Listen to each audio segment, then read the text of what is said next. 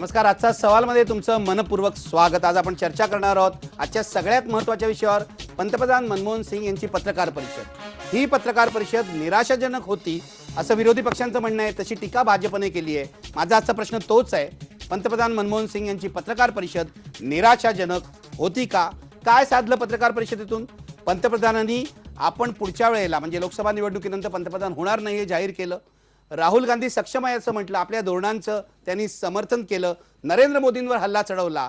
कसं विश्लेषण करायचं या पत्रकार परिषदेचं? यातून काँग्रेसला फायदा होईल का?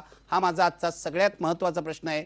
मी चर्चा करणार आहे नामवंत पाहुण्यांशी. माझ्या स्टुडिओमध्ये आहेत काँग्रेसचे प्रवक्ते भाई जगताप, माझ्या स्टुडिओमध्ये आहेत लेखक विश्लेषक सुनील कदम, माझ्यासोबत येत आहेत भारतीय जनता पक्षाचे प्रवक्ते किरीट सोमय्या, माझ्यासोबत आहेत कम्युनिस्ट नेते भालचंद्र कांगो आणि माझ्यासोबत आहेत पत्रकार, ज्येष्ठ पत्रकार हेमंत देसाई सुद्धा.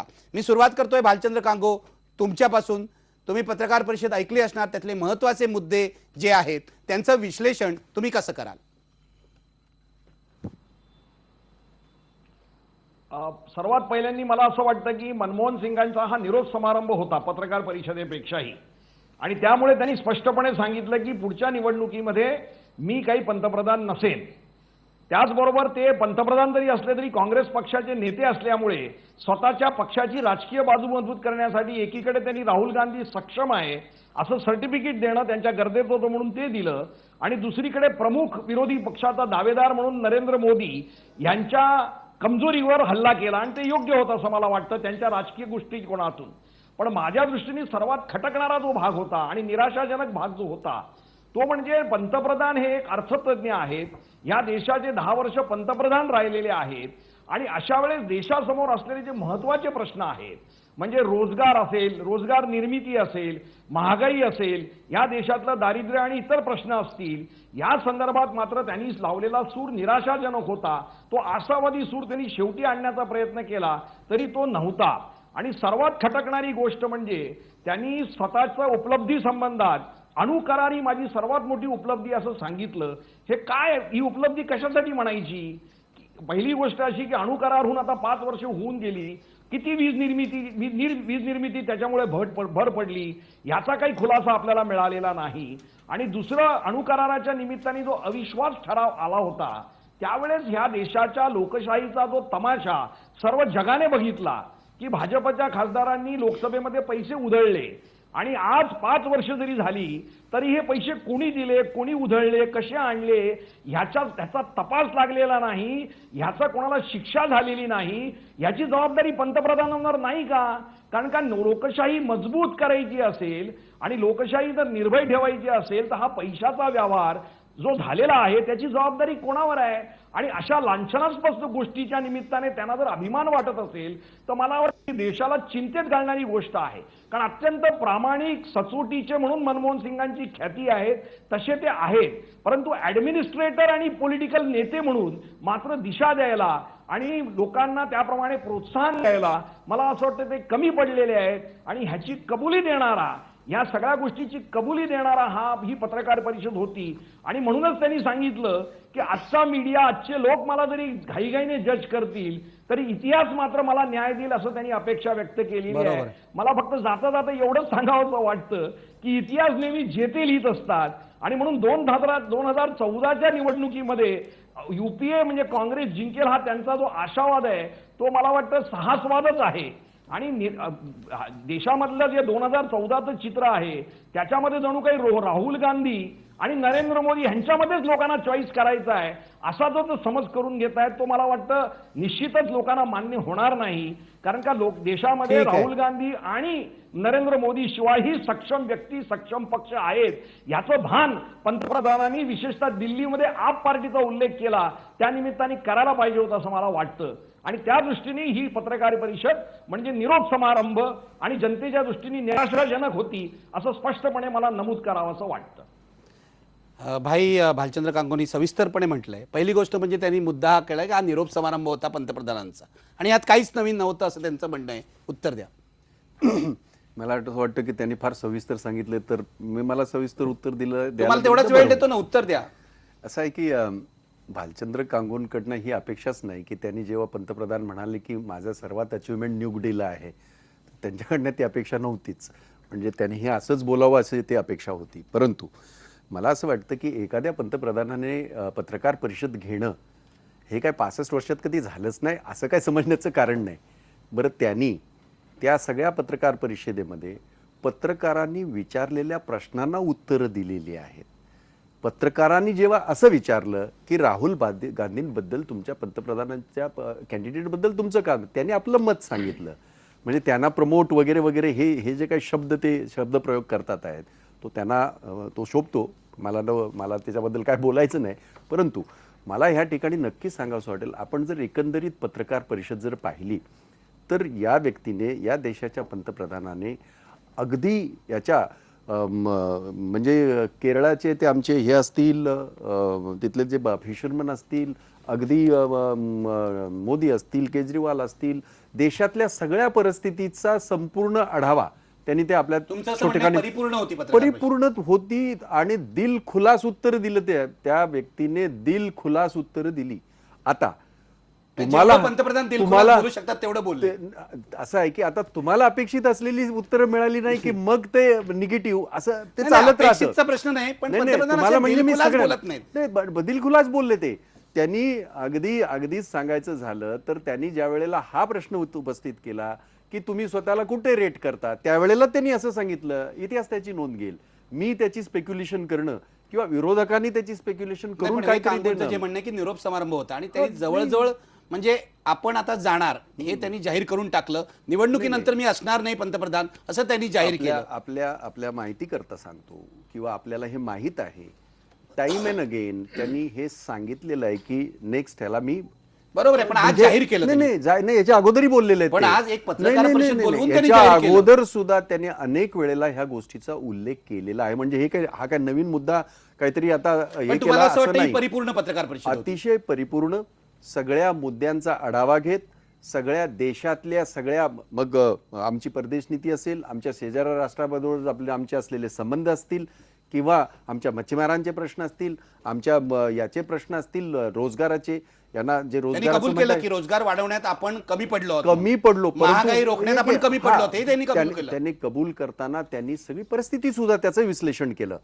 असं आहे की आपणच कमी पडलो अशातला भाग नाही. जगभरातली जी काही आजची जी काही परिस्थिती आहे ज्याच्यामध्ये जगभरातले मोठे मोठे देश, ज्यांना आपण प्रगत राज्य देश म्हणतो, त्यांची जी परिस्थिती आहे ही आपल्याला नाकारता येत त्यांच्यापेक्षा नाही. आपली परिस्थिती चांगली आहेच असं त्यांनी सांगितलं. आहेच. तुम्ही समाधानी आहात एवढंच भाई? नव्हे, नाही मी या पत्रकार परिषदेबाबत तुम्ही कारण असा सूर येतोय मीडियाकडून आणि विरोधी पक्षांकडून की अत्यंत निराशाजनक पत्रकार परिषद आहे. मीडियाकडनं ज्या पद्धतीने सूर येतोय, हा सगळ्याच मीडियाचा असा सूर नाही. मी सुद्धा सकाळपासून पाहिलेला आहे.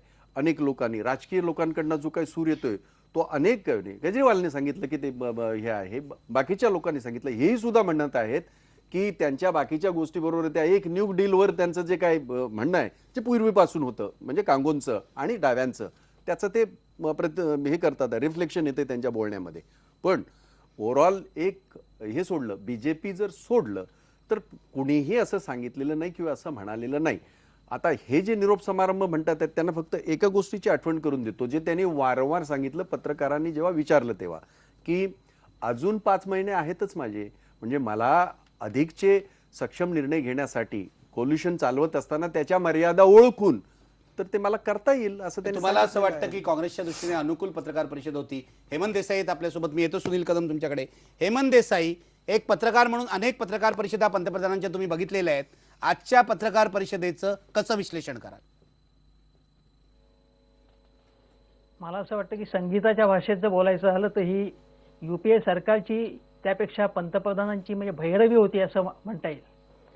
भैरवी मी या अर्थाने म्हणतो की शेवटी आपण मैफलीची सांगता त्यांनी होते. मैफलीची सांगता करत असताना आणि संपूर्ण 10 वर्षाचा स्पॅन तुमचा इतकी सलगपणे करिअर मिळालेली असताना त्याचा ज्या प्रकारे आढावा घ्यायला पाहिजे होता, त्यांनी मोकळेपणाने काही त्यांनी चुका कबूल केल्या हे जरूर सांगितलं पाहिजे.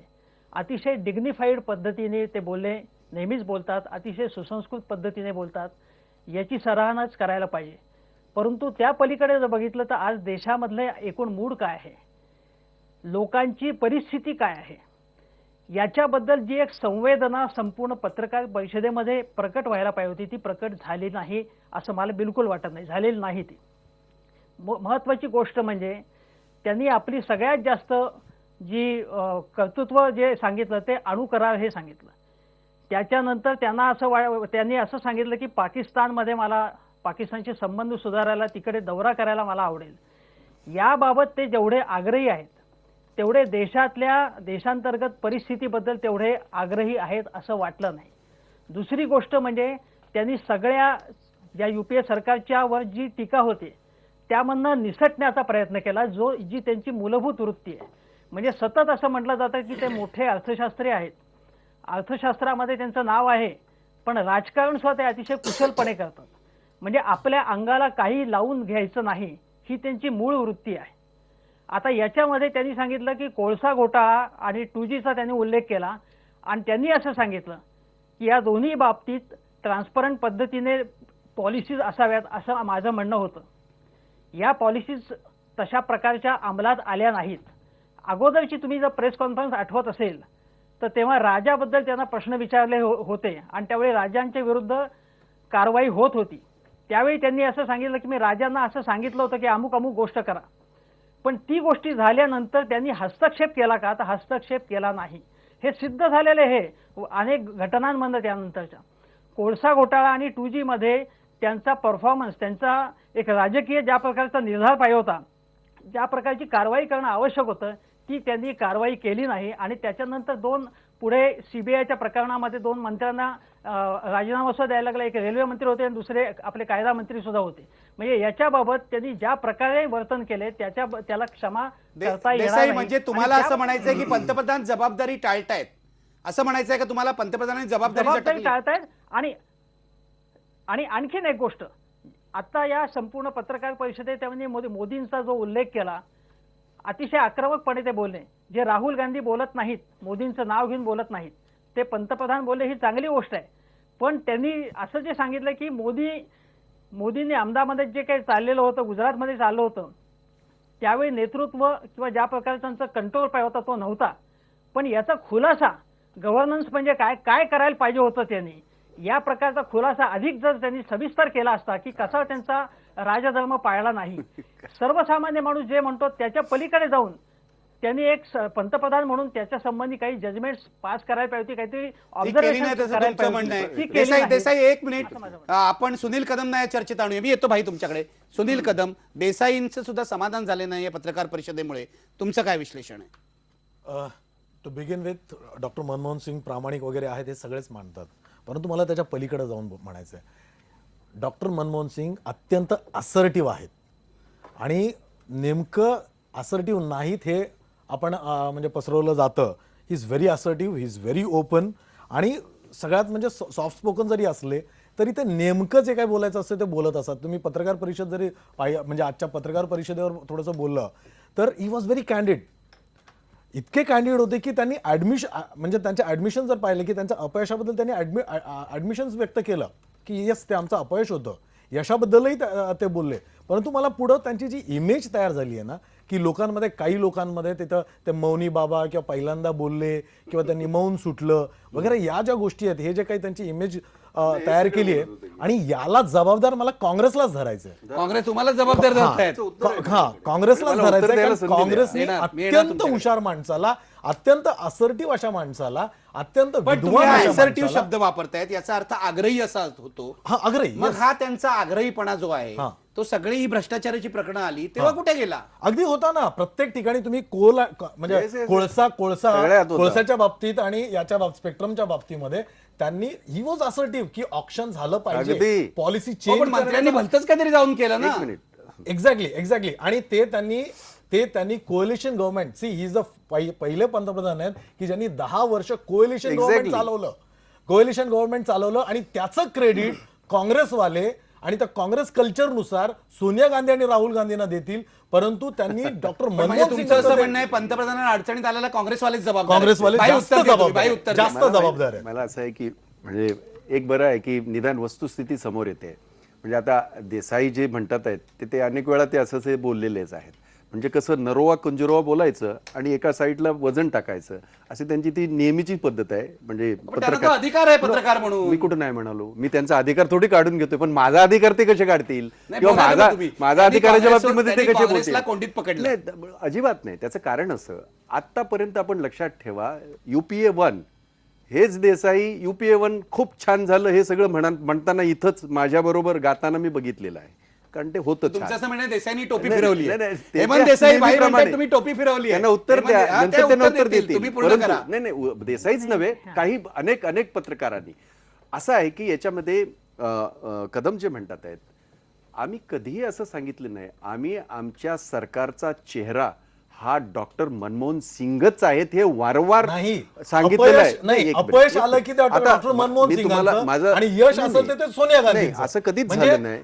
असं कधीच नाही, भाई, झालं एक नाही. गोष्ट असं मी कधीच तुम्हाला झालं फूड नाही. सिक्युरिटी बिल बद्दल नाही, मी सांगतो. एक मिनिट, फूड सिक्युरिटी बिलमध्ये जे मनमोहन सिंगांचं कॉन्ट्रीब्युशन आहे ते नाकारलं जातं. नाही, आणि कुणाचंच केवळ सोनिया नाकारलं जात गांधींना नाही. जे दिलं नाही, नाही, जातं. असं नाही. हे जे काँग्रेस नाही, नाही, कल्चर आहे ना, त्याच्यामध्ये नाही, नाही. अत्यंत विद्वान माणूस. नाही, एक मिनिट एक मिनिट मी हे complete महत्वाचा करतो. मुद्दा आहे. एक मिनिट भाई तुम्ही उत्तर द्या, पण तुम्ही महत्वाचा मुद्दा अशासाठी मांडताय की सकाळी एक विश्लेषक आपल्याकडे होते, मला असं वाटतं अनंत दीक्षित सर, त्यांनी असं म्हटलं की पंतप्रधानांचं ही निर्वानिर्वीची भाषा आहे, त्यांना या सगळ्या राजकारणाचा कंटाळा आलेला आहे. नाही, मला सतत तसं नाही सतत वाटत. आपल्याला मला तसं कटघऱ्यात नाही उभं करणं याचा कंटाळा आलेला आहे, त्यामुळे हे ते करतायत. नाही, असं आहे की एकतर मी आपल्याला यासाठी अडवलं नाही, कारण तुम्ही तुमचे मुद्दे मांडा. तुम्ही मुद्दे मांडल्यावर मला त्याचं उत्तर उत्तर देणं द्या. क्रमप्राप्त आहे. आता आपण जे म्हणताय ही गोष्ट खरी आहे. फूड सिक्युरिटी बिलच्या बाबतीमध्ये पक्षाला जी भूमिका घ्यावी लागते, पक्षाला जे त्यांच्या वचननाम्यामध्ये मॅनिफेस्टोमध्ये जे द्याल ते पक्षाला करावं लागतं, ते तिसऱ्याला करावं लागत नाही.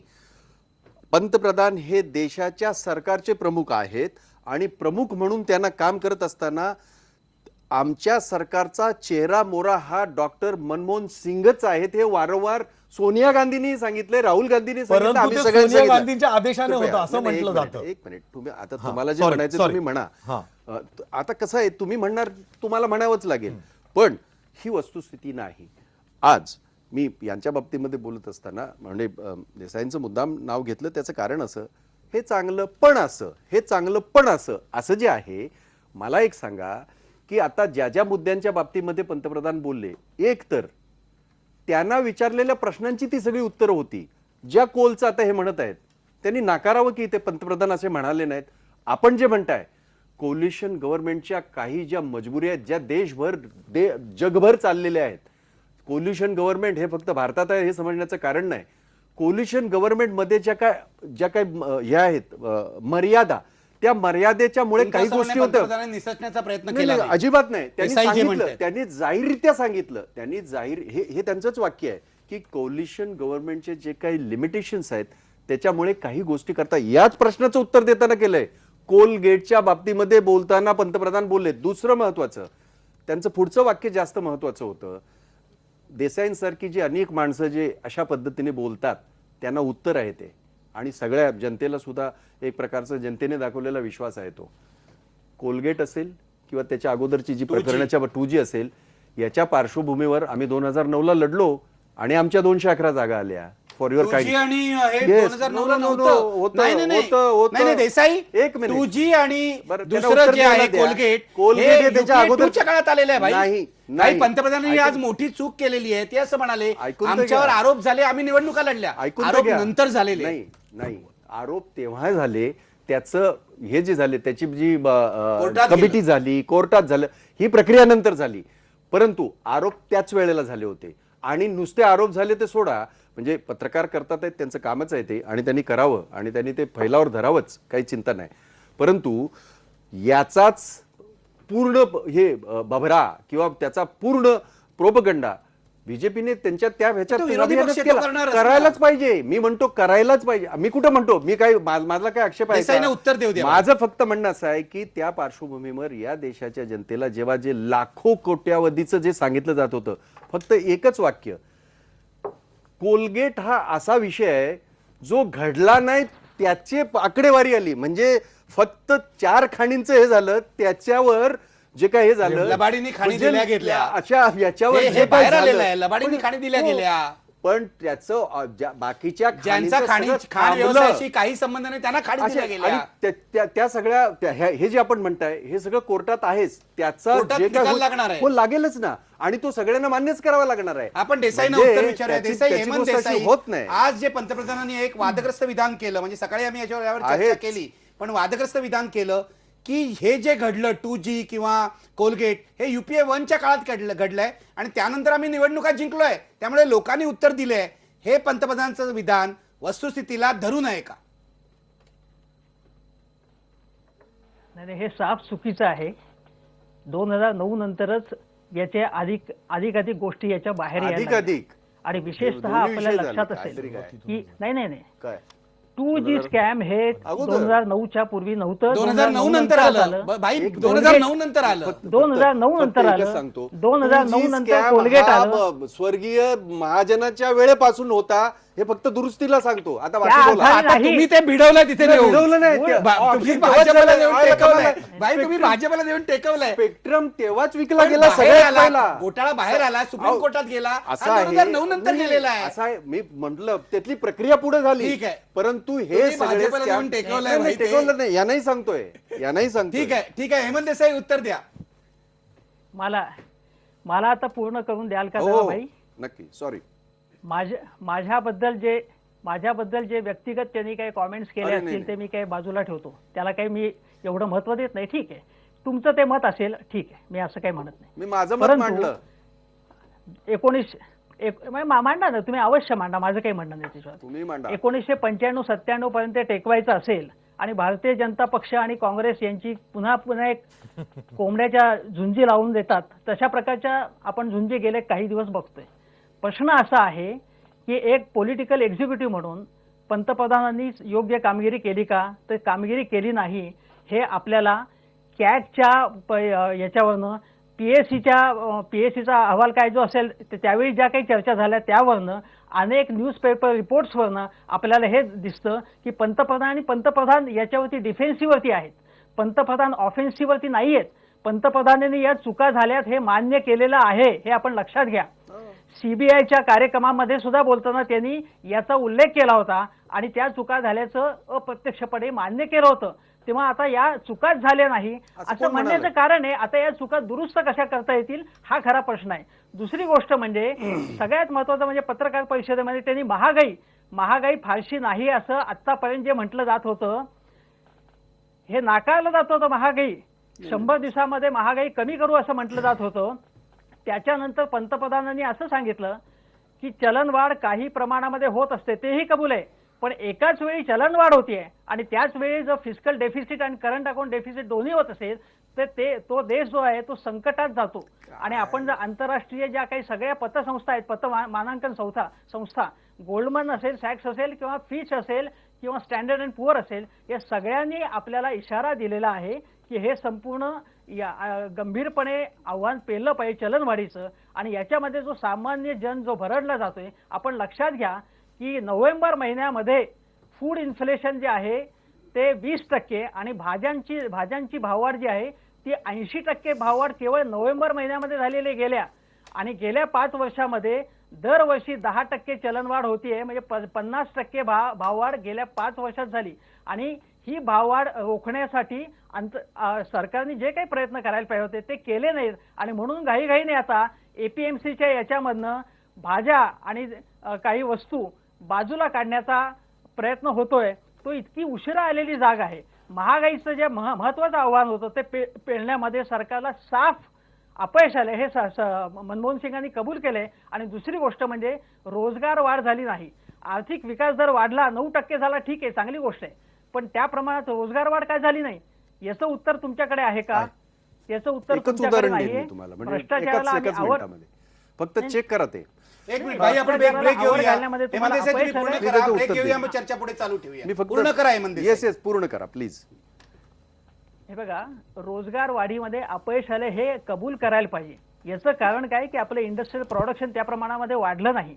आणि ज्या प्रकारचे उद्योगधंद्यांना ज्या प्रकारची चालना मिळायला पाहिजे होती, आता पॉलिसी पॅरालिसिस हा एक भाग सगळा झाला, पण ज्या प्रकारचे स्मॉल स्केल इंडस्ट्रीज आहेत, छोटे छोटे उद्योग आहेत, त्यांना ज्या प्रकारे चालना द्यायला पाहिजे होती ज्या प्रकारे पण हेमंत देसाई हे infrastructure मध्ये पंतप्रधानांनी development व्हायला कबूल पाहिजे केलं. होतं. हेमंत देसाई हे पंतप्रधानांनी पत्रकार परिषदेत कबूल केलं. कबूल केलं त्यांनी. हो, या चुका आतापर्यंत कबूल करत नव्हते, त्या कबूल केल्या आणि हे मी चांगली गोष्ट आहे असं सांगतोय तुम्हाला. पण हेमंत देसाई ब्रेक पूर्वी एका ही गोष्ट प्रश्नाचं उत्तर घडली द्या. नाही, कबूल केली, देसाई चांगली गोष्ट देसाई आहे. ब्रेक पूर्वी एका प्रश्नाचं उत्तर द्या, मग भाईंकडून मी उत्तर घेईन ब्रेक नंतर. मला सांगा, हे कबूल करायला उशीर झालाय असं तुम्हाला वाटतं का? 100% उशीर झालाय. 4 राज्यामध्ये सणसणीत पराभव झाल्यानंतर काँग्रेसला जाग आलेली आहे. घाई गडबडीने निर्णय घेतले जात आहेत. गेले वर्षभर किमान गेले 1 वर्षभर त्यांना अनेक निर्णय घेता आले असते, ते घेता आले नाहीत. साधी गोष्ट सांगतो की पर्यावरण मंजुरीसाठी 400 प्रोजेक्ट्स, हे 400 फायली पडून होत्या जयंती नटराजन यांच्याकडे, शेवटी त्यांना बाजूला करायला लागलं. दुसरी गोष्ट म्हणजे आपल्याकडे 40,000 कोटी रुपये गुंतवणूकदारांचे वेगवेगळ्या कंपन्यांनी फसवल्यामुळे, ठकवल्यामुळे त्यांच्या विरुद्ध कारवाई करण्यामध्ये झालेला उशीर. सहारा असेल, अनेक कंपन्या आहेत, पश्चिम बंगालमध्ये एक कंपनी आहे, याबाबत कारवाई नीट केली गेली नाही. नॅशनल स्पॉट एक्सचेंजमध्ये जे काही घोटाळे झाले, ते घोटाळे कशामुळे झाले? तर देखरेख यंत्रणा आपली चांगली नाहीये. म्हणजे या सुपरविजनमध्ये आपण कमी पडलेलो आहे. त्याच्यामुळे इन्व्हेस्टमेंटचं वातावरण नाही, गुंतवणूक होत नाही, आपली देशातली होत नाही, परदेशामधली होत नाही, उत्पादन वाढत नाही, रोजगार वाढत नाही. याच्यामुळे सगळं महागाई आलेली आहे, कारण सप्लाय ठीक साईड आहे. आपण बघतच नाही. ठीक आहे. एकीकडे देसाई मागणी देसाई वाढते. देसाई तुमचा मुद्दा पोचलेला आहे. आपण एक ब्रेक घेऊया आणि ब्रेक नंतर भाई जगताप याला उत्तर देतील आणि नंतर मी इतर मुद्द्यांकडे येईन, विशेषतः नरेंद्र मोदींच्या मुद्द्यांकडे मला यायचंय. मी किरीट सोमय्यांची वाट बघतोय. मला असं सांगण्यात आलंय की ते विमानात आहे आणि विमान उतरलंय, त्यामुळे ते आता नरेंद्र मोदींचा बचाव करायला येतील अशी माझी अपेक्षा आहे. ब्रेक नंतर भेटूया. ब्रेकपूर्वी प्रश्न पहा. पंतप्रधान मनमोहन सिंग यांची पत्रकार परिषद निराशाजनक होती का? 85% लोक म्हणतायत होय, निराशाजनक होती. भाई जगतापना हे अजिबात मान्य नाहीये.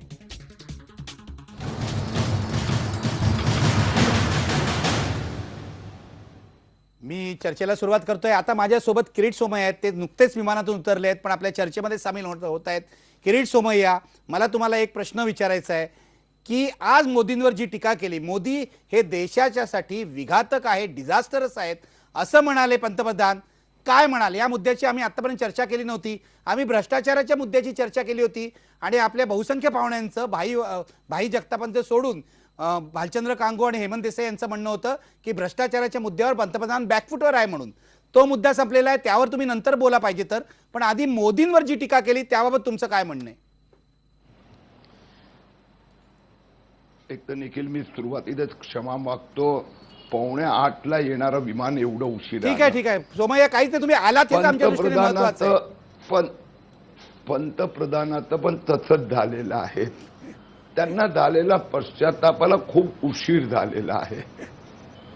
वास्तविकरित्या गेले 2-3 वर्ष देशाचे ते हाल झालेले आहेत आणि त्या 2-3 वर्षात आता त्यांना देश म्हणजे मोदी वाटायला लागलाय. आता सगळ्या ठिकाणी त्यांना मोदीच वाटते. काँग्रेस ही तीच अवस्था आहे. जसं ते भूतासारखं असतं ना, रात्री झोपेतून पण उठले की त्यांना वाटतं मोदी आला. आता या देश आणि मोदी म्हणजे हे काँग्रेस असाच प्रकाराने इंदिरा गांधी आणि इंडिया, इंदिरा इज इंडिया, हे काँग्रेसचीच परिभाषा होती. आता मनमोहन सिंग खऱ्या अर्थात काँग्रेसी झालेले आहेत. तर काय केलं मोदींनी? 6 महिन्यापूर्वी पंतप्रधान पदाचे उमेदवार भाजपने मोदीला घोषित केल्यानंतर संबंधित देश जर मोदीचा मागे वेडा झाला तर मोदी देश विघातक झाला. होय, राहुल गांधी ही भाषा बोलणार समजू शकतो, सोनिया गांधी असं बोलले तरी मला असं वाटणार की पॉलिटिशियन बोलतात. पण आता मनमोहन सिंग पण पक्के पॉलिटिशियन झालेले आहे.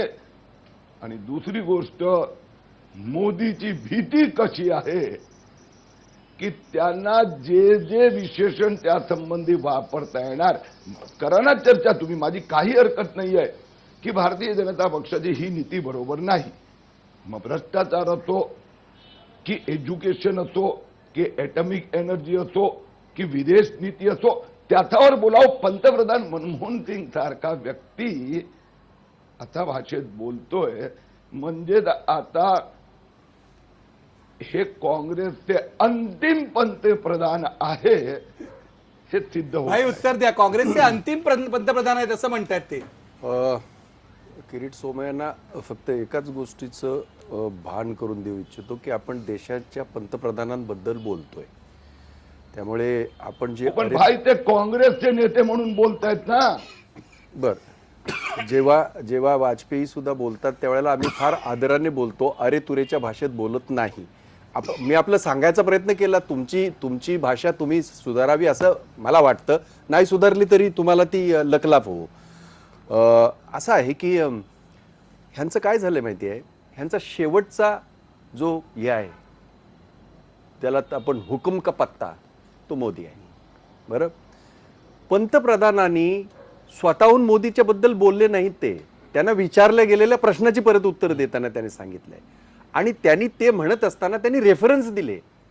म्हणजे का डिझास्टर्स होऊ शकत किंवा डिझास्टर्स त्यांनी अहमदाबादच्या हिंसेचा उल्लेख एक्झॅक्टली, म्हणजे त्यांनी असं, आणि माझं म्हणणं असं की एक पंतप्रधानाने झालेल्या घटनेचा, विचारलेल्या प्रश्नाला उत्तर देत असताना झालेल्या घटनेचा जर उल्लेख केला तर आता यांना काय प्रॉब्लेम आहे मला माहित नाही. पण मी एक गोष्ट मात्र नक्कीच सांगतो की अशा प्रकारे रिजनल पॉप्युलॅरिटी ज्याला म्हणतो आपण, या देशामध्ये अनेक जणांना आहे, आजही आहे, आणि त्याच्यात सगळ्यात वरचं नाव हे बाळासाहेब ठाकरेंचं होतं, हे तुम्हाला आणि आम्हाला नाकारता येत नाही. ह्या रिजनल ज्या पॉप्युलरिटीज आहेत, ही रिजनल माणसं देशव्यापी झालीच नाहीत दुर्दैवाने. आजही जे पंतप्रधानाचे दावेदार जे म्हणतात आहेत, आणि आम्हाला मोदी. हो, आम्हाला काही तुमचं स्वप्न असं म्हणणं आहे, पडण्याचं कारण नरेंद्र मोदी नाही हे प्रादेशिक नेते आहेत? पूर्णतः. म्हणजे आजपर्यंत त्यांची सगळ्या जे भाषा आहेत, 5 कोटी गुजरातीयों का सन्मान, ही त्यांची भाषा प्रत्येक ह्याच्यामध्ये. पण आता ते सगळीकडे जात आहेत, पण ते झारखंड, मुंबई, सगळीकडे सगळीकडे हे सगळीकडे हेच सांगतात आहेत. माझं म्हणणं असं आहे की तुम्हाला जर तुमच्या पक्षाने देशाचा याचा पंतप्रधानाचा दावेदार म्हणून केलं तर तुम्ही देशावर बोला ना, असं माझं म्हणणं आहे. त्यांनी काय बोलावं हे त्यांचं. म्हणतात की तुम्ही त्यांना घाबरताय नाही, म्हणून अशी विधानं नाही, करताय. असं आहे की म्हणून म्हटलं की आम्ही कधी बाळासाहेब ठाकरेंना महाराष्ट्रात कधी घाबरलो नाही, देशात तर विषय सोडा. म्हणून त्यांना जे वाटतंय त्यांना फक्त एकच गोष्ट सांगतो, तुमच्या पंतप्रधानाच्या दावेदारांच्या मोदींना आम्ही आजही फक्त गुजरातचे मुख्यमंत्री एवढीच ओळख आहे त्यांची आमच्या दृष्टीने. आणि हे जे मी आज बोलतोय हे मला 2014च्या मे 24ला विचारा, 24 मेला ज्या वेळेला रिझल्ट असेल त्या वेळेला मला विचारा, किंवा तुम्ही तुमच्या बरोबरच्या सहकार्यांना सुद्धा विचारा, तेच तुम्हाला चांगलं उत्तर देतील. मी तर देईनच देईन. एक गोष्ट मला या ठिकाणी मुद्दाम सांगायची वाटेल, यांनी सगळं तयार करायचं, यांनी बोलत राहायचं आणि काँग्रेस हे बोलते असं भासवायचं. तुम्ही जर एक गोष्ट बघितली असेल, काँग्रेसच्या कुठच्याही नेत्याने, मग या असतील सोनिया गांधी असतील, राहुल गांधी असतील किंवा पंतप्रधान असतील, त्यांनी आपली एक दर्जा सोडून बोललेलेच नाहीत आजपर्यंत. भाजपचं हेच म्हणणं आहे, मर्यादा सोडली आहे नाही म्हणून. नाही, आता या गोष्टीला मला एक सांगा, अहमदाबादमध्ये नरसंहार झाला नाही, दावेशी सांगावं त्यांनी. किरीट सोमय्या उत्तर द्या. सांगा, उत्तर द्यायचं. नरसंहार झाला नाही, या देशाच्या नागरिक कापले गेले नाहीत, सांगा त्यांना उत्तर. आणि त्या नरसंहाराला जर ते नरसंहार बोलत असतील, म्हणते का कमरेखाली बोलले? मला एक कळत नाही की ह्यांनी व्याख्या काय करावी. किरीटजी उत्तर द्या. त्यांना काय उत्तर द्यायचं, कारण की गेली 10 वर्ष हीच भाषा ते बोलतात, त्यांना दुसरा कुठला मुद्दा सापडत नाहीये. आणि 10 वर्ष जेवढं ते बोलतायत, त्यांना शेवटी आता दुसरं काय उरलंच नाहीये. त्यांना ती छोटीशी मुस्लिम मतांसाठी आता फक्त काँग्रेस राहिली आहे, उरली आहे. दिल्लीत तुम्ही बघितलं की 8 पैकी 5 आमदार त्याच क्षेत्रातून आले. परंतु काँग्रेस असो की मनमोहन सिंग असो की माझे सहयोगी मित्र भाई जगताप असो, आता त्या 8 सीटा कसे कायम राहणार, त्या 8 वरून 5 वर जाणार नाही, तेवढं मुस्लिम मत जोपासण्याचं हे त्यांचं एक प्रयत्न आहे. पण किरीट सोमय्या, मला एकच गोष्ट सांगा, आपण एका म्हणजे तुम्हाला अडवत नाही, सॉरी, मी तुम्हाला अडवायचं माझं हे नाही, मला फक्त एवढं सांगा की या देशामध्ये ज्याला आपण युनिटी इन अ डायव्हर्सिटी म्हणतो, जे आहे वस्तुस्थिती, इतक्या सगळ्या जाती धर्माचे आपण सगळे एक लोक आहोत. मला एक सांगा की आपल्याला असं वाटत नाही की हा जो हे आहे, घटक आहे देशाच्या लोकसंख्येचा जो 14 कोटी 16 कोटी आहे, हा घटक जो आहे त्याचे प्रश्न नाहीत असं आपल्याला हे करता. सच्चर कमिटी ज्याच्या बाबतीमध्ये तुम्ही नेहमी प्रश्न विचारता, सच्चर कमिटीच्या बाबतीमध्ये ती काय आम्ही तयार केलेली किंवा आमचा तो रिपोर्ट नाही. सच्चर कमिटीचा रिपोर्ट तुम्हाला आणि मला कोणाला नाकारता येईल का? मग ह्या गोष्टीला तुम्ही असं म्हणाल की तो राहुल गांधीने रिपोर्ट तयार केला किंवा सोनिया गांधीने तयार केला असं आपण म्हणाल का? तो आरसा नाही का? चर्चा जरा पुढे नेऊया, कारण हे मोदी कमाल आहे. विरुद्ध राहुल किंवा हे नेहमीची चर्चा आहे. हा नाही, मोदी विरुद्ध राहुल आम्ही मानतच नाही. किरीट सोमय्या उत्तर द्या, मग मी पुढे जातो. हा असं आहे की मी जे सांगतोय तेच भाई तेच म्हणताय अरे वा. की वेगवेगळ्या समित्या, सच्चर समिती असो की काय, त्यांना ते मुस्लिम मतांसाठी आता भाई पण सांगतायत आणि मनमोहन सिंग पण आता तेच सांगतायत की मुस्लिम मतं हे भारतीय जनता पक्षाकडे आतापर्यंत फारसी गेली नाही, काँग्रेसकडे गेली. तर 60 वर्षानंतर पण अशा प्रकारचा ज्या मुस्लिम समाजाने काँग्रेसवर 100% विश्वास ठेवला, 55 वर्ष काँग्रेसने देशात राज्य केलं त्या 60 पैकी, त्या मुस्लिम समाजाची अशी दयनीय अवस्था. हे बोलताना तर चेहऱ्यावर किमान दयाभाव आणा की ज्या समाजाने एवढा विश्वास ठेवला त्या समाजाचा आम्ही फक्त मतांसाठी उपयोग केला. परंतु आज मुस्लिम ही चर्चा नाहीये, त्याच्यावर आपण परत केव्हा तरी चर्चा बरोबर आहे. करूया. किरीट सोमय्या आज मुद्दा आहे का देशाचा पंतप्रधान निरोप देताना फक्त मुस्लिम मुस्लिम मुस्लिम भाषा बोलतोय ना, हे दुर्दैव आहे नाही, पण ते देशाचं. बोललेच नाही मनमोहन त्याच्यावर. सिंग म्हणजे आता मला निरोप कमालच वाटते. देताना तर किमान तुम्ही वर व्हायचं होतं. कमालच ठीक आहे, हे नाही, भाजपचं मला मत फक्त- आहे. नाही, त्यांनी नाही, मुसलमानांचा नाही, उल्लेख नाही केला. नाही, त्यांनी त्यांनी एवढंच केलंच म्हटलं, नाही. सच्चर नाही, काय होतं माहितीये, कमिटीचं- माझं एकच म्हणणं आहे. सच्चर कमिटीची अंमलबजावणी झाली नाही. हा, त्याच्यावर त्या याच्याबद्दल प्रश्नाला मला उत्तर होते. खूप दुःख वाटतं असं हो, ते म्हणाले. exactly. म्हणजे माझं म्हणणं असं की म्हणजे किरीट सोमय्या स्वतः खासदार राहिलेले आहेत. म्हणजे देशाच्या प्रवाहामध्ये, त्या राजकारणाच्या प्रवाहात, म्हणून अपेक्षा काय असते कुठल्याही पक्षातला असू द्या, एखादा देशाच्या प्रवाहामध्ये काम करणारा कोणी असेल खासदार, तर त्याच्याकडनं अपेक्षा असते देशव्यापी ही अपेक्षा असते. आता त्यांनी याचं सांगितलं, मी एक अशी 100 उदाहरणं देईन. एक उदाहरण सांगतो मी तुम्हाला. यांच्या काळामध्ये ज्या वेळेला आपण जो आज शेतकऱ्यांचा प्रश्न हा, शेतकरी कष्टकरी हे महत्वाचे घटक आहेत आपल्या देशाच्या घटनेचे, आपल्या सगळ्या याचे लोकशाहीचे. यांच्या वेळेला 2003-2004च्या वेळेला शेतकऱ्यांना जी सबसिडी दिली गेली ती किती होती माहिती आहे का निखिलजी? ती होती 25,181 कोटी. ह्याच्यामध्ये UPAच्या काळामध्ये ही सबसिडी 90,000 कोटीची झाली. आम्ही मेहरबानी नाही केली तरी सुद्धा आम्हाला त्याच्यात अधिक कार्य करणं आवश्यक आहे. ह्याच्या बाबतीमध्ये, रोजगाराच्या बाबतीमध्ये जे हे म्हणाले त्याचं उत्तर देणं आवश्यक आहे, म्हणून मी देतोय. मगाशी हे म्हणाले एकच उत्तर हे देतो कारण त्याच्यात अनेक हे आहेत. असा दावा कुणीही केलेला नाही की रोजगार हे खूप देशामध्ये आले आणि हे आले असं दावा केलेला नाही. कारण वस्तुस्थिती अशी आहे की जे वातावरण ज्या पद्धतीचं हवा असायला पाहिजे ते जगभरामध्ये वातावरण ढवळलेलं आहे. त्यामुळे असं काय समज एक हे सोडलं, पंतप्रधानांनी कबुली आणि दिली ती की कबुली रोजगार दिली निर्मिती झाली नाही. झालीच नाही असं नाही. मी नाही, फक्त ते असं म्हणाले मॅन्युफॅक्चरिंग मध्ये जेवढी रोजगार निर्मिती व्हायला Exactly. पाहिजे You are तेवढी absolutely- झालेली नाही. हेच म्हणणं माझं आहे. मॅन्युफॅक्चरिंग मध्ये झाली नाही, परंतु एका निर्णयाने हा जो आला राईट टू एज्युकेशन मध्ये जेव्हा सर्व शिक्षा अभियान झालं, मी फक्त आकडेवारी मला हे मांडायची नाही, परंतु मी आपल्याला सांगू इच्छितो नम्रपणे, सर्व शिक्षण अभियान हे 2009 साली आम्ही राईट टू एज्युकेशन आणलं. त्याच्यानंतर एका ह्याच्यामुळे, त्या एका निर्णयामुळे 7,674 हे शिक्षक एवढी हे झाली. आणि तेवढी employment तयार तेवढी झाली. एम्प्लॉयमेंट तयार झाली. एकाच ह्याच्यामधलं सांगितलं, एका ह्याच्यामध्ये असे अनेक भाग आहेत तुमचं असं म्हणणं की आहे, जमिनीची बाजू जी आहे पंतप्रधानांची त्याकडे दुर्लक्ष करता कामा दुर्लक्ष नये. करता ठीक आहे, कामा नये. आपण- मॅन्युफॅक्चर मध्ये आम्ही दावाच केला नाही, कारण पण मॅन्युफॅक्चरच्या शिक्षण क्षेत्रात रोजगार निर्मिती झाली शिक्षण असं तुमचं क्षेत्र आणि म्हणणं आहे. अशा अनेक क्षेत्र आहेत. ठीक आहे, आपण पुन्हा येऊया चर्चेकडे. अशा ब्रेक अनेक क्षेत्र घेऊया. आहेत. ब्रेक पूर्वी पुन्हा प्रश्न पहा. मनमोहन सिंग यांची पत्रकार परिषद निराशाजनक होती का? 85% लोक अजूनही म्हणतायत होय, निराशाजनक होती.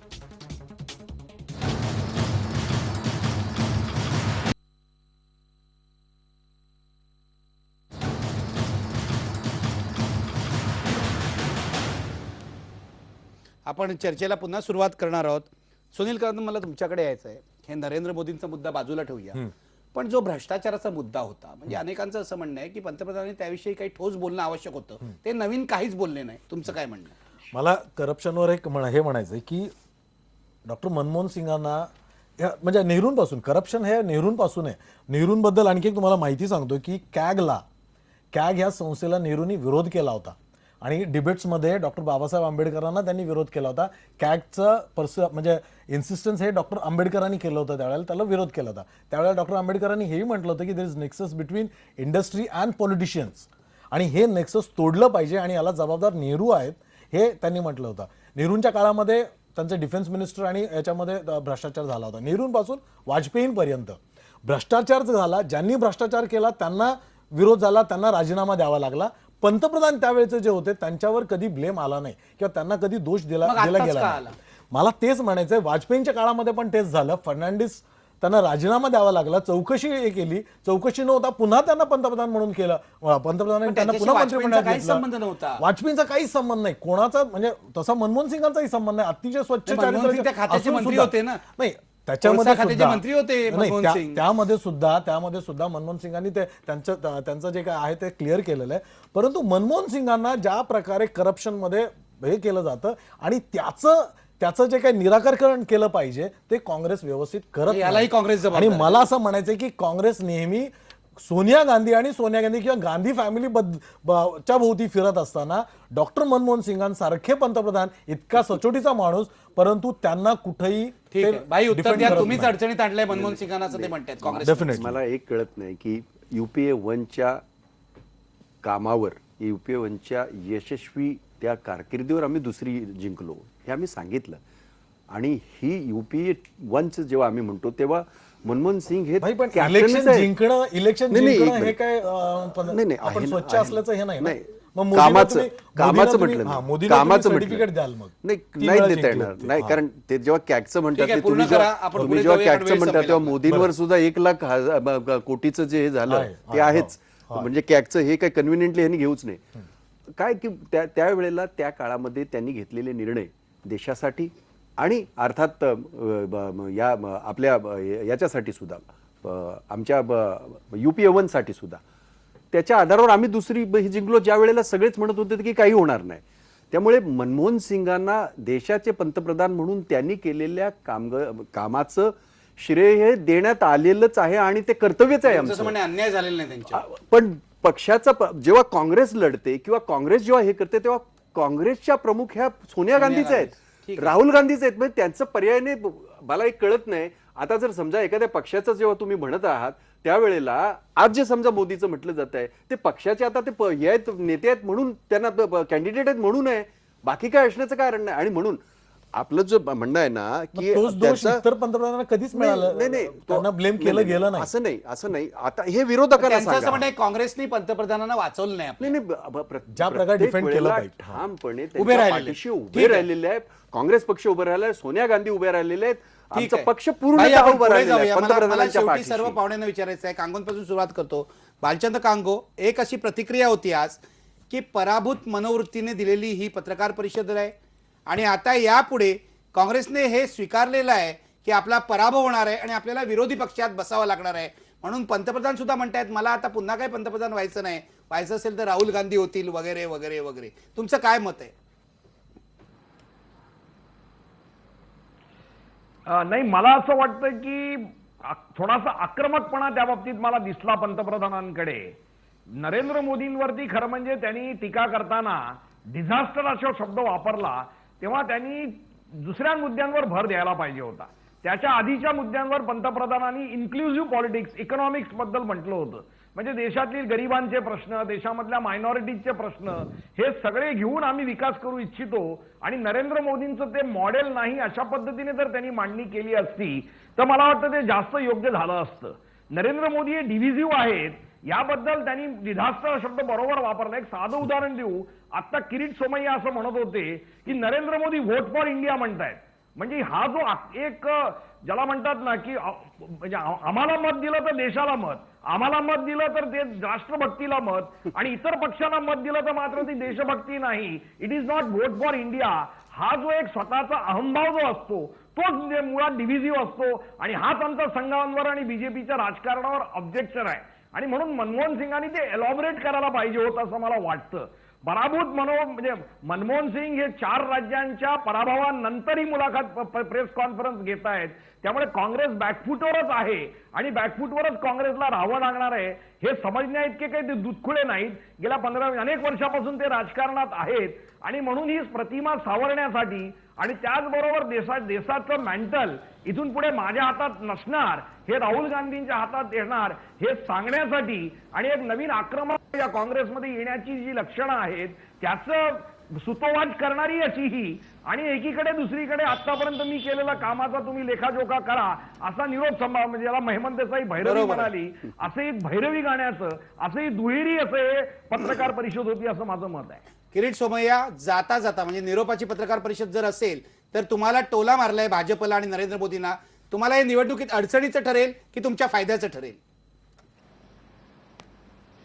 या मनमोहन सिंग आणि पंतप्रधानाला त्यांच्या पक्षात कोणी विचारत नाही तर समाधानी देशाचा प्रश्नच कुठे आहे हो.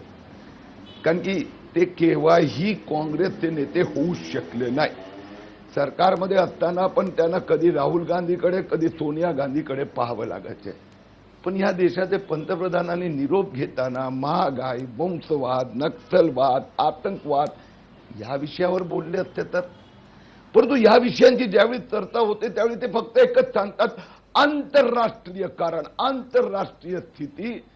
मी फक्त एवढंच सांगणार, मनमोहन सिंग स्वतः व्यक्ती म्हणून त्यांचा चांगला स्वभाव, परंतु आजूबाजू जे सगळे भ्रष्टाचारी, व्यभिचारी, अत्याचारी काँग्रेसच्या लोकांनी या माणसांना पण लाचार म्हणूनच गेले 3 वर्ष पंतप्रधान म्हणून ठेवले आणि जाता जाताना पण त्यांची लाचारीच व्यक्त होत होती आणि लोक काँग्रेसना अशीच लाचारी या लोकसभा निवडणुकीत दाखवणार एवढंच मी आज सांगू शकतो. माझा वेळ संपलेला आहे भाई. तुम्हाला अगदी थोड्या वेळात तुम्हाला विश्वास वाटतो का अजूनही तुम्ही निवडणुका जिंकाल? मी तुम्हाला एक गोष्ट सांगतो की त्यांनी हे सगळं जे विश्लेषण करत असताना पंतप्रधानांनी हे म्हणाले, मी पंतप्रधान नसेन परंतु UPA 3 येईल हे त्याने जाहीर केलं. ते दुसरं काय म्हणजे बोलणार? नाही, आम्हाला खात्री आहे ना. त्याचं कारण असं, कामाच्या ह्याच्यावर खात्री आहे. कदाचित उरलेल्या त्यांनी अनेक एक वाक्य म्हणाले की माझ्याकडे 5 महिने अजून आहेत, या 5 महिन्यामध्ये मी म्हणजे हा जो काही आता हे विश्लेषण लावलं जातं निरोप समारंभ हा ह्यांनी तयार केलेला शब्द आहे आणि तो कांगोंच्या तोंडात कसा आहे तो मला काही कळत नाही. म्हणजे तो भाजपच्या तोंडात मी समजू शकतो, सगळ्या विरोधकांच्या तोंडात आहे तो. नाही सगळ्या कोणाच्याच नाहीये. फक्त नाही, असं आहे ना की त्याने असं आहे की त्या 5 महिन्यामध्ये त्यांनी ही त्याच्या खरं ना, कामाचं royal retirement तुमच्या मसाला. तोंडात त्यांच्या- 5 महिन्यात असे महत्वाचे निर्णय होतील की होऊ जनमत शकतील तुमच्या ते बाजूने होईल? नाही, त्यांचं म्हणणं असं आहे की अनेक काम हे करत असताना मला अनेक करप्शन हा जो मुद्दा देशाचा झालेला आहे त्या करप्शनच्या बाबतीमध्ये मला अनेक हे करायचं आहे. ठीक आहे, म्हणजे तुम्हाला अजून विरोधकांच्या आशा आहे. अगदी अगदी तुम्हाला अगदी आशा आहे. आशा शेवटी नाही, हेमंत आम्हाला देसाई, खात्री तुम्ही आहे. शेवटी काय म्हणाल? काँग्रेसने या क्षणाला मॅच हरली असं तुम्हाला वाटतं का की अजून काहीतरी रिकव्हर करण्यासारखी परिस्थिती आहे? 5 महिने आहेत असं मला वाटत नाही. 5 महिन्यापैकी फक्त 2च महिने आहेत, कारण त्याच्या अगोदर आचारसंहिता लागणार आहे. बजेटमध्ये फारसं काही नसणार, कारण हे हंगामी अर्थसंकल्प असणार. त्यामुळे हा भाग सोडून द्या.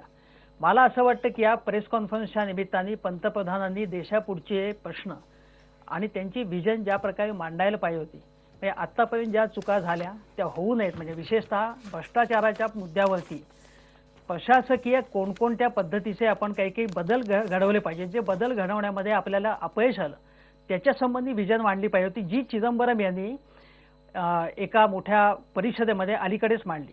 त्यांनी असं म्हटलं की एक्झिक्युटिव्ह संसद आणि न्यायालय याच्यातलं जो एक संतुलन असतं, ते संतुलन आपल्याकडे कुठेतरी ढळलेलं आहे. म्हणजे आता अनेक निर्णय न्यायालयच घेतं. त्यांनी हेही सांगितलं त्यावेळी की आपण म्हणजे सरकार कुठेतरी कमी पडलं असल्यामुळे न्यायालयाला पुढाकार घ्यायला लागतो. तर हे जे संतुलन आहे ते कुठे आपण पुन्हा एस्टॅब्लिश करू शकू का याच्यामध्ये, हा एक महत्त्वाचा प्रश्न मांडला. की जो चीनमध्ये आता एक मोठी परिषद झाली रिफॉर्म्सच्या संदर्भामध्ये, त्यामध्ये असं म्हटलं होतं की ग्रोथ, डेव्हलपमेंट आणि इन्क्लुझिव्हनेस म्हणजे सर्वसमावेशक विकास याच्यामधलं एक संतुलन असायला पाहिजे. आणि ते जर संतुलन आपलं ढळलं कुठेतरी तर प्रॉब्लेम्स निर्माण होतात, जे चीनमध्ये सुद्धा निर्माण होऊ शकतात. शेवटी सगळ्यात महत्त्वाची गोष्ट म्हणजे आज जगात आपण बघितलं तर चीन असेल, मलेशिया असेल, व्हिएतनाम असेल, असे काही देश आहेत, मेक्सिको आहे, ब्राझील आहे, की ज्याच्यामध्ये प्रशासन आणि सरकारी नेतृत्व हे जिथे खंबीर आहे तिथे त्यांना यश आलेलं आहे जगामध्ये. म्हणजे मनमोहन जे सिंग आता खंबीर नाही असं भारतामध्ये तुमचं म्हणणं खंबीर आहे. नेतृत्व नसल्यामुळे ते अपयश. मनमोहन सिंगांचं नेतृत्व बिलकुल खंबीर नाही. पहिली 5 वर्ष परफॉर्मन्स बरा होता, दुसऱ्या 5 वर्षामधला परफॉर्मन्स डिझास्टरस आहे हे म्हटलं पाहिजे. मोदींबद्दल शब्द वापरला तोच UPA 2 बद्दल वापरायला लागेल. या चुकात सरकार सुधारणार का हा प्रश्न आहे. सुधारण्यासाठी वेळ खूप कमी आहे आणि काँग्रेस आता पुन्हा याच्यातनं तरेल का या निवडणुकीमध्ये हा खरा प्रश्न आहे असं मला वाटतं. ठीक आहे, नाही आपला वेळ संपलेला आहे, आता इथेच थांबूया. अगदी वेळ संपलेला आहे. वाक्य नाही नाही एक वाक्य नाही, मी बोलायला देणार नाही. जेव्हा मी नाही म्हणतो तेव्हा नाहीच. प्रश्न घेऊया आपण. पंतप्रधान मनमोहन सिंग यांची पत्रकार परिषद निराशाजनक होती का? 84% लोक म्हणतात होय निराशाजनक होती. भाई जगताप जरी आशावादी असले तरी जनता काय आशावादी नाहीये. धन्यवाद. पहा फक्त IBN लोकमत.